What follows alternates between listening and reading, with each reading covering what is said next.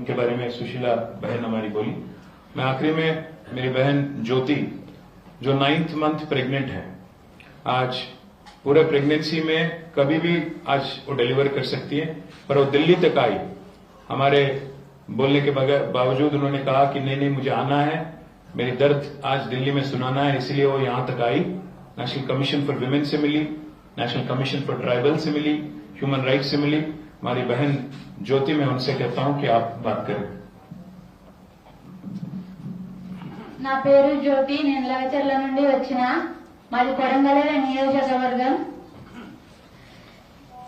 కొడంగల్లో ఏమో pharma company వేస్తామంటున్నారు, అది కూడా కొడంగల్లో కాదు, లగచర్ల గ్రామంలో. ఎందుకు మా లగచర్ల గ్రామంలోనే ఫార్మా కంపెనీ వేయాలి? వేరే దగ్గర భూములు లేవా? మా రైతుల భూములే కావాలా?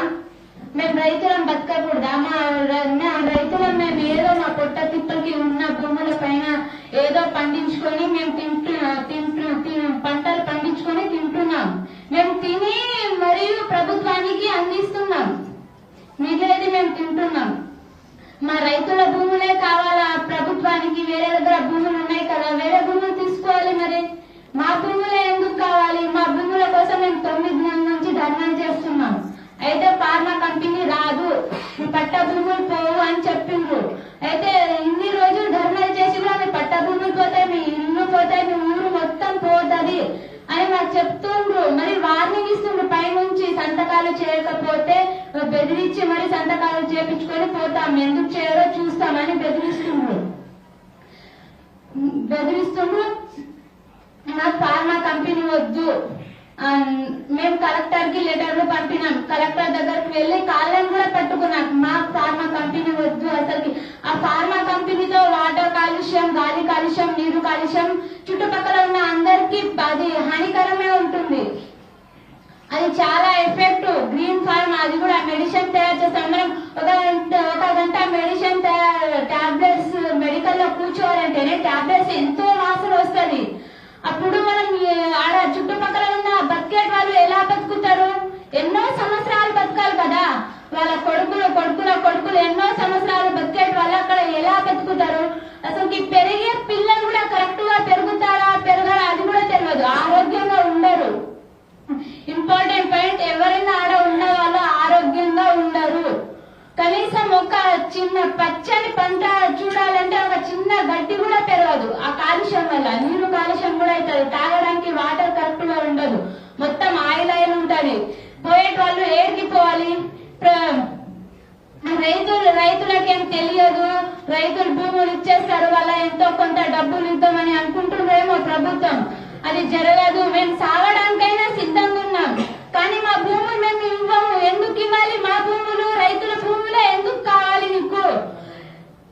అది కూడా గిరిజన భూములే, లంబడి వాళ్ళ భూములే కావాలి. మేము ఎస్టీలే పోతున్నాయి. ఫార్మా కంపెనీ అనేది ఎస్టీ వాళ్ళకే వస్తున్నాయి. నువ్వు ఫార్మా ఎవరి కోసం పెడుతున్నావు? అల్లుడు కోసం పెడుతున్నావు, అన్న కోసం పెడుతున్నావు.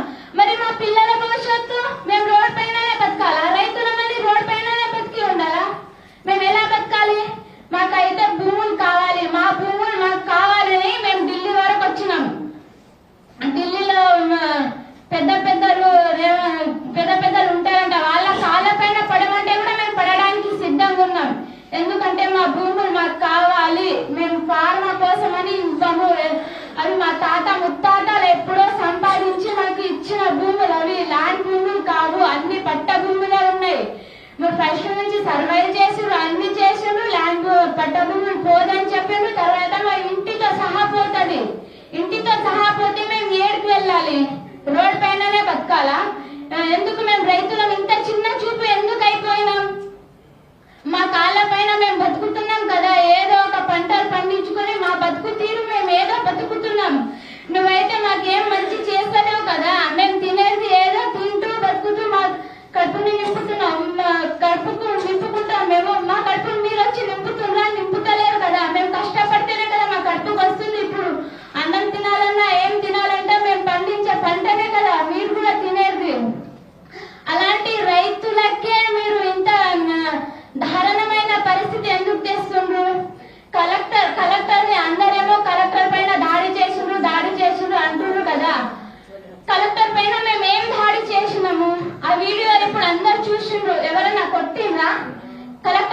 రైతులకి ఏమన్నా చేసిందా?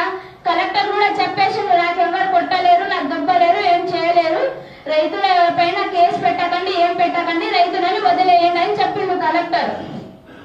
కలెక్టర్ వచ్చేటప్పుడు ఇంపార్టెంట్ పాయింట్, కలెక్టర్ వచ్చేటప్పుడు గన్మ్యాన్స్ని తీసుకురావాలి, లేకపోతే 4 పోలీసులను తీసుకురావాలి. తిరుపతి రెడ్డి వచ్చినప్పుడు 2 బస్సులు పోలీసులు వచ్చి గేట్ పైన నిలబడ్డది.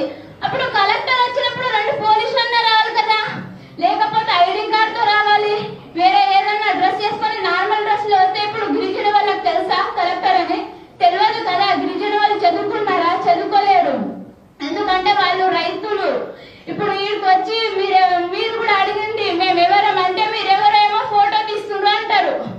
ఇప్పుడు మీరే అడిగి చూడండి, బయటికి వెళ్ళినప్పుడు మేమెవరు అంటే ఎవరేమో మీరు ఫోటో తీస్తుండ్రు అంతే అని చెప్తారు ప్రజలు, మా గిరిజనులు.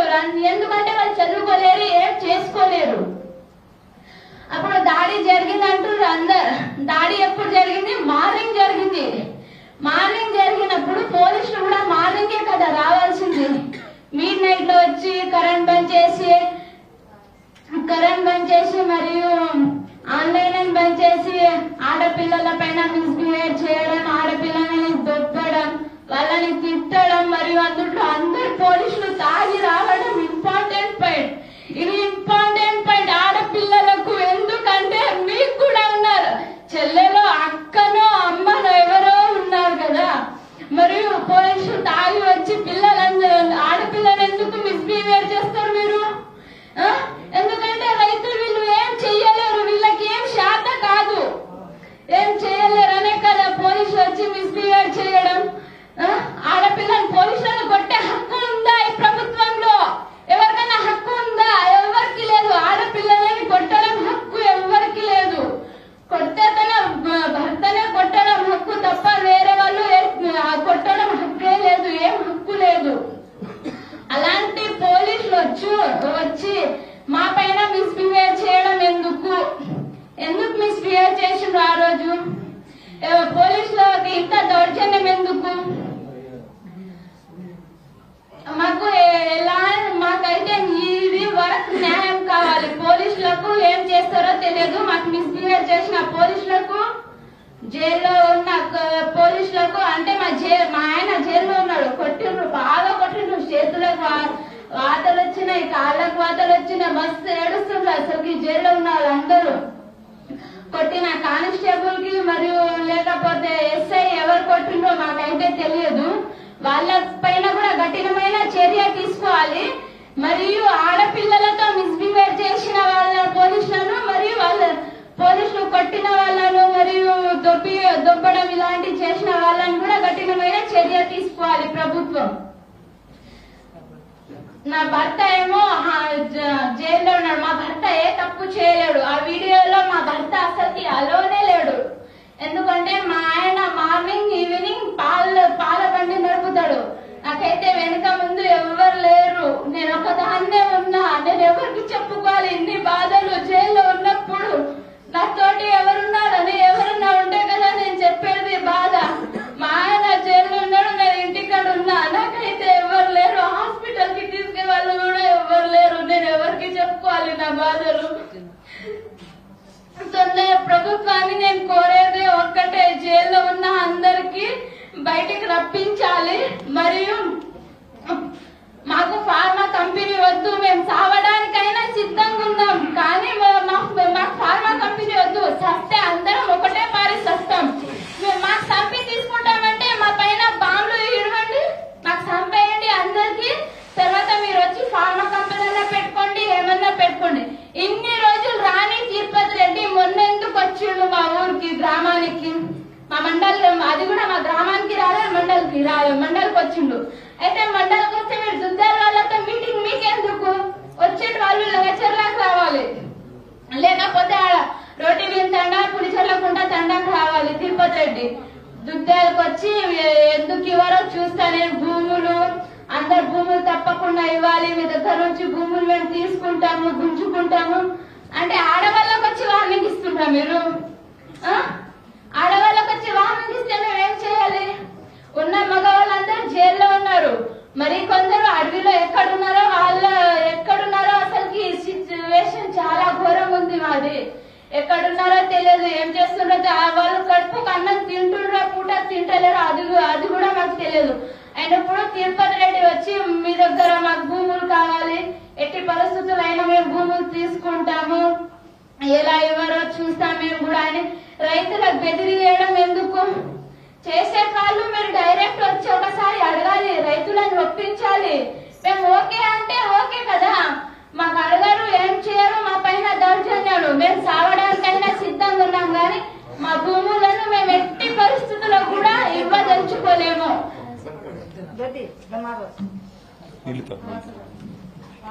ज्योति का ये कहना था कि सीएम का भाई जो है उसका जुल्म, उसकी धमकियां, गलत अरेस्ट और जो इलीगल रिमांड और जो इलीगल टॉर्चर किया गया उनके हस्बैंड के साथ और बाकी साथियों के साथ, और साथ ही साथ जो जुल्म किया गया, जो असॉल्ट किया गया हमारे बहनों पे आधी रात को, उसको लेके बहुत दर्दनाक उनकी आवाज थी. मैं 4 चीज आपके सामने रखना चाहता हूं.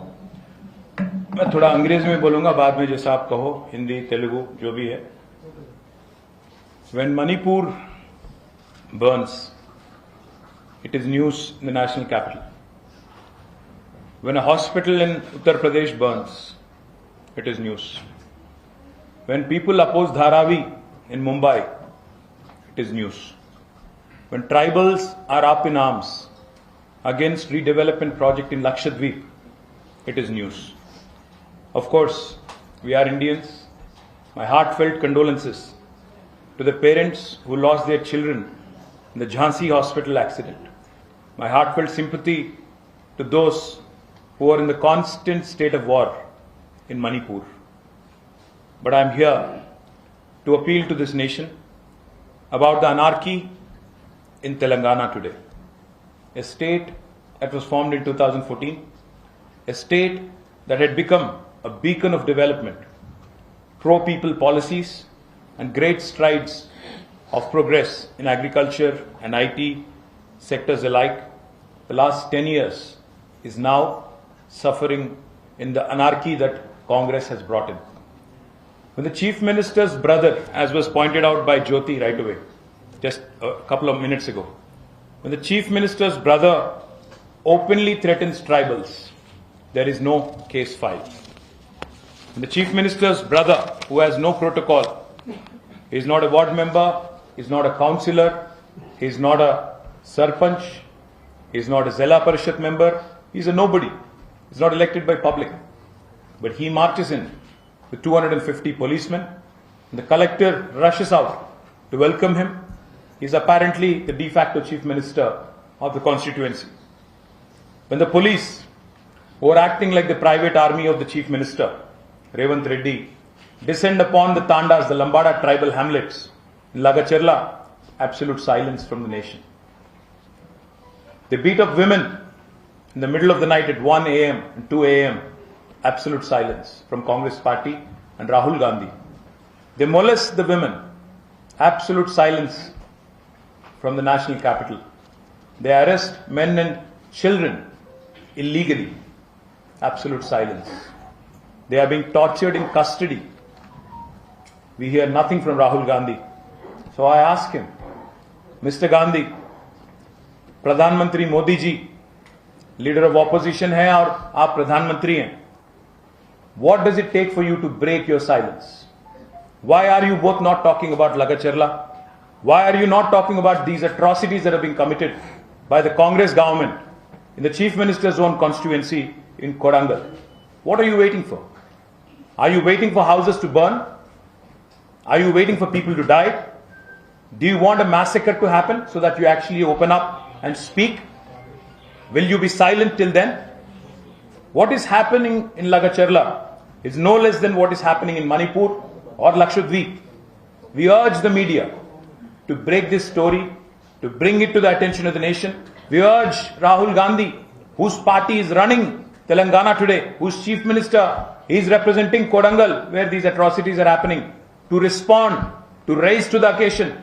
बार बार ये कहना गला फाड़ फाड़ के कि हम संविधान के रक्षक हैं, हम आदिवासी पिछड़े और ओबीसीज के मददगार है, लिप सर्विस से कुछ नहीं होता. आप अपना साइलेंस तोड़िए. आपके चीफ मिनिस्टर को आदेश दीजिए, बोलिए उनसे कि इनसे बात करें, इन बहनों से, और उनकी दर्द समझे, उनकी दुख समझे और कुछ कीजिए उस बारे में। मैं कभी का एक बार मैं कंफ्यूज हो जाता हूं, ये राहुल गांधी जी एक आदमी है कि उनमें एक और आदमी छुपा हुआ है, क्योंकि उनका कहना कुछ है और करना उनकी गवर्नमेंट की कुछ और ही है। हमें नहीं समझ आता कि क्या दोगलापन आपका है। मुझे ये भी एक समझ नहीं आता कि आप वादे तो काफी करते हो, बातें भी काफी करते हो। आप कह रहे थे अभी 2-4 मिनट पहले, हमने आपको वीडियो दिखाया कि जो भू अधिग्रहण एक्ट आपने लाया, उसके तहत आज हिंदुस्तान में हर गरीब को एक राहत मिलती है। पर आप यहां जो गरीब बैठे हैं उनकी दर्द समझें। वो अपनी जमीन देना नहीं चाहते क्योंकि उनकी एक एकड़ जमीन 60-70 लाख वाली है और आपकी गवर्नमेंट देना चाहती है 8 या 10 लाख। तो ये कहां की इंसाफ है? आपकी गवर्नमेंट क्यों नहीं बात करती? आप इतने लंबे लंबे भाषण देते हो, झारखंड में, महाराष्ट्र में अदानी के खिलाफ, अंबानी के खिलाफ, क्रोनी कैपिटलिज्म के खिलाफ। हो क्या रहा है तेलंगाना में? वही तो हो रहा है। एक फार्मा विलेज, एक चीफ मिनिस्टर के एलिजिडली उनकी सन इन लॉ के लिए, उनकी कंपनी के लिए आज इतने लोगों के, इतने फैमिलीज के जमीन हड़पा जा रहा है और आप बोलते नहीं, आप कम से कम मुंह तक नहीं खोलते। तो इसलिए हम कहना चाहते हैं, राहुल जी, खारगे जी, मोदी जी, अभी पार्लियामेंट भी सेशन में आने वाली है 25 तारीख से। मैं रिक्वेस्ट करता हूं हमारे लीडर से, सुरेश रेड्डी साहब से, राज्यसभा में आवाज उठाइए, सुनाइए इनकी दर्द और डिमांड करिए गवर्नमेंट से, गवर्नमेंट ऑफ इंडिया से और कांग्रेस पार्टी से भी कि एक स्टैंड ले इस मुद्दे पे। और राहुल गांधी जी जो एक नारा देते हैं, हाथ से हालत बदलने का जो एक नारा देते हैं, आज तेलंगाना को समझ आ गया हाथ से कैसे हालात बदल रहे हैं, कैसे अच्छे से बदतर बनते जा रहे हैं। मैं राहुल गांधी जी से साफ साफ पूछना चाहता हूं, किसके हालात आपने बदला पिछले 11 महीने में? रेवंत रेड्डी जी का हालत बदलने की कोशिश की, अदानी जी की, आपकी पार्टी की, किसकी आपने हालात सुधारने की कोशिश की पिछले 11 महीने में? The whole of Telangana movement is based on our fight for our rights.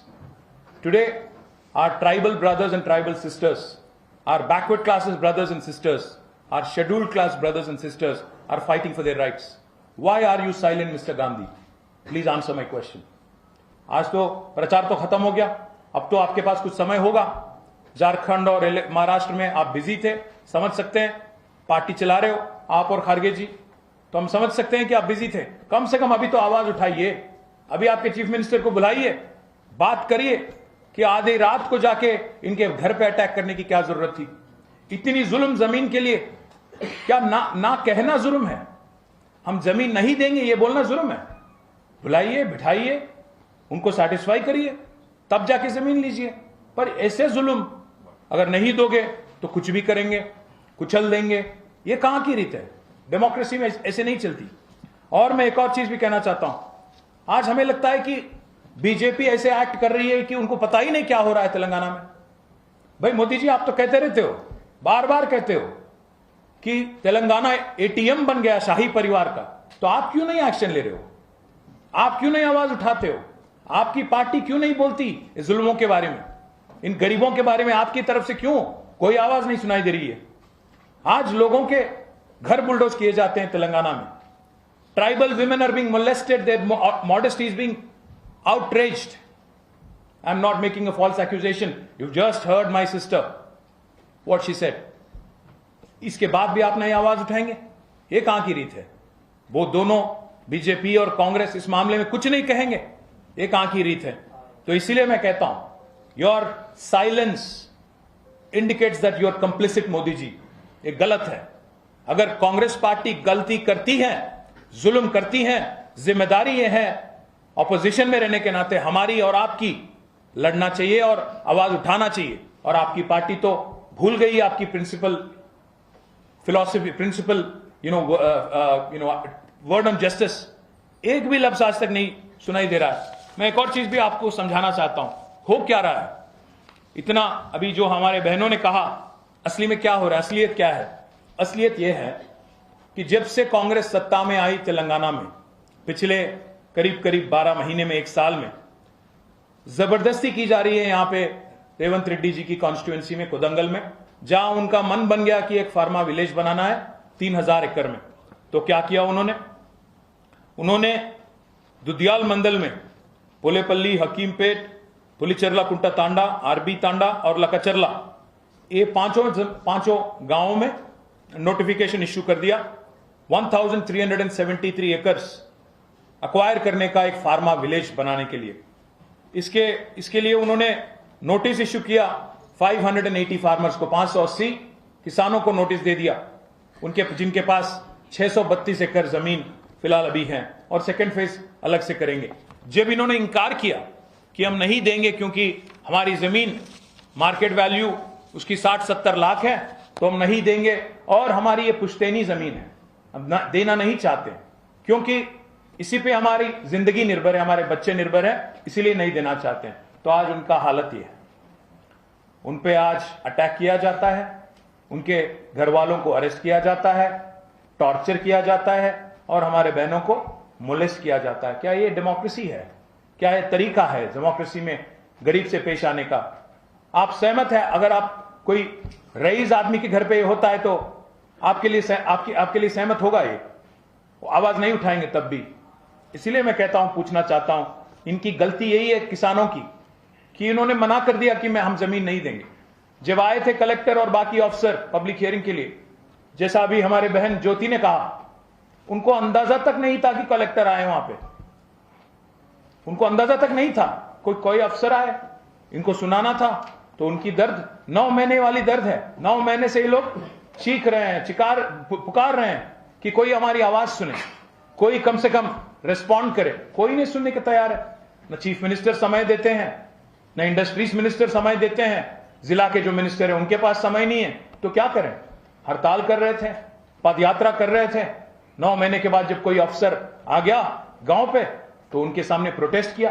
अब ये इनका गुनाह है कि जमीन नहीं देना था, प्रोटेस्ट किया, तो वही गुनाह था, इसीलिए कॉन्स्पिरेसी केस लगाया गया इन पे, हमारे गरीब बहनों पे, भाइयों पे। और आज तक